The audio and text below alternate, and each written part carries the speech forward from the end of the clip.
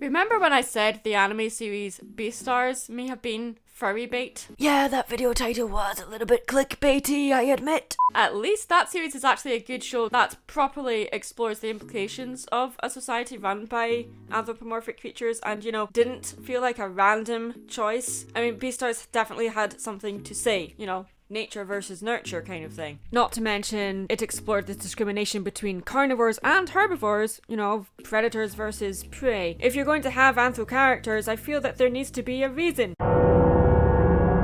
Might it be purely for a visual twist on a well-known story, like in Disney's Robin Hood, or as a representation of showcasing the flaws of human nature on a more primal level, like with Beastars, or even Zootopia?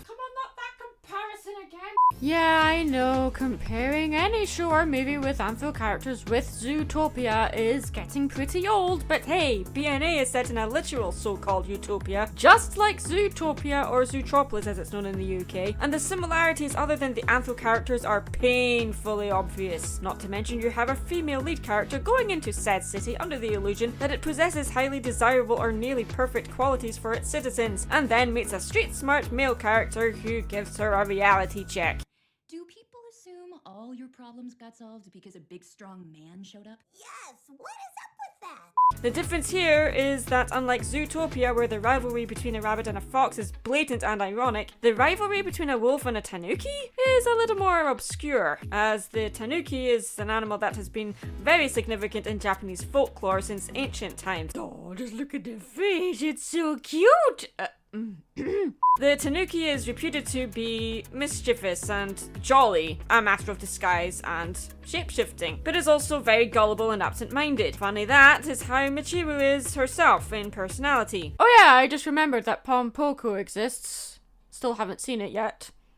Maybe should get on that soon. Oh no, spoilers ahead! You might want to watch the show before watching my review if you don't want it to be spoiled for— yeah. Unlike Beastars or Zootopia though, brand new animal sadly feels far more arbitrary. I know once again that the thumbnail for this video is also a bit clickbaity by calling BNA Furry Bait just like Beastars, but I think it's blatantly obvious that BNA is Furry Bait because of how arbitrary it is. Set in a world where humanoid animals known as beastkin exist, the series follows Michiru, a normal human, quote unquote, who one day suddenly turns into a tanuki beastkin, though we never actually have a scene of this happening, which makes connecting with her situation on an emotional level rather difficult. Running away, she seeks refuge in Anima City, a place set for beastmen to be able to live as themselves, and she meets a wolf beastkin named Shiro. Together, they investigate why Michiru became a beastkin in the first place, and become mixed up in an even stranger event in the process. Or, at least that's the setup we are given. What actually happens feels like we are given bait to something far more intelligent and thought-provoking, and, you know, with some depth to it, but it ends up being a bloated mess of themes that aren't connected or developed enough,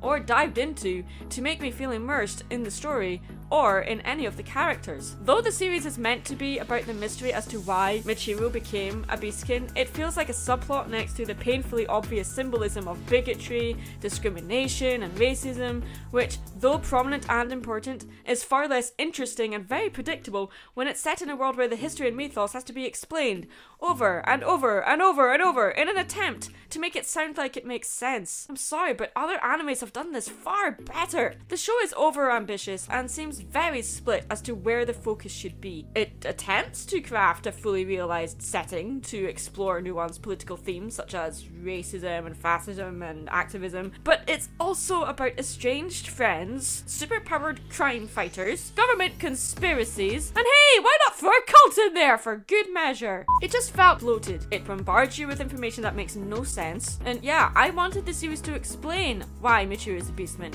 Okay, we did have a few scenes that explains how her DNA is different, and does explain how it happened, kind of, but instead, not only is she now a beastman, but she also has superpowers? Why? What was the point of that?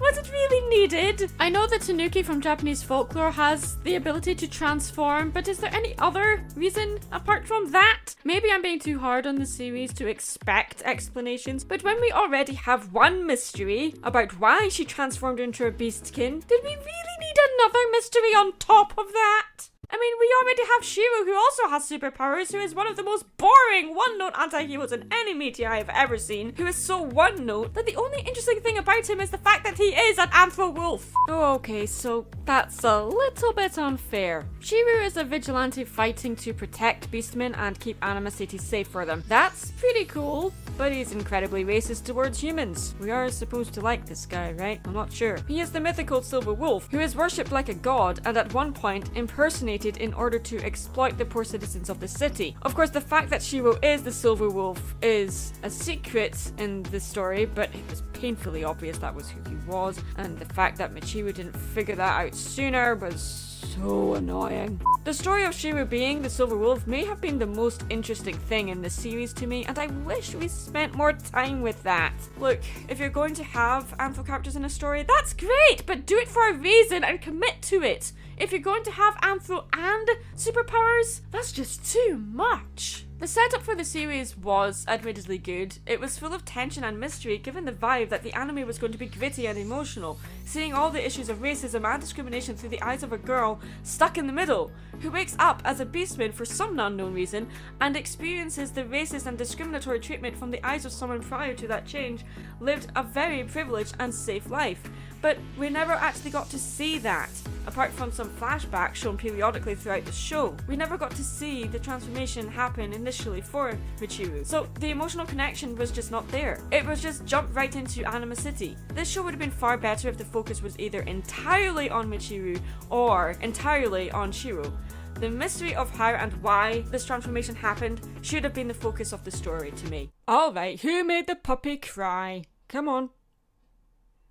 It was you, wasn't it? On top of having anthro characters, they also have the ability of appearing human, and only turn into anthro forms at certain times, implying the transformation is based on a primal level.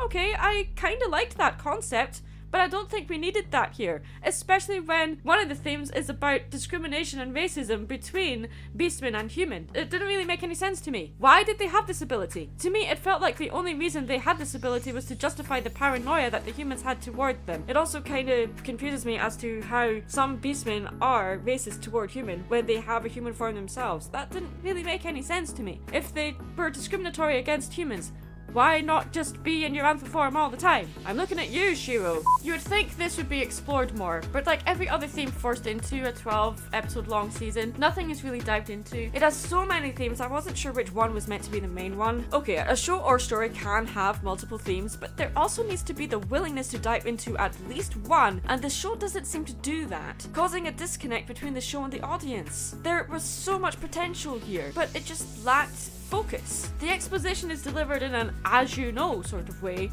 or in a very pandering way, which to me felt very insulting. I don't know if this show had a poor dub or what. It probably did.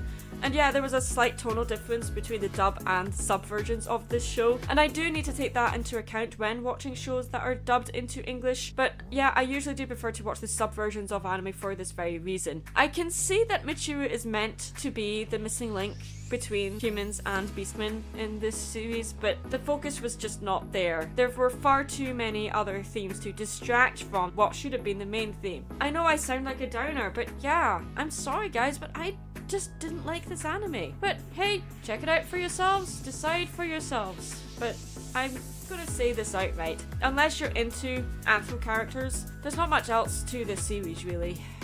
I'm Mad Munchkin, stay creative.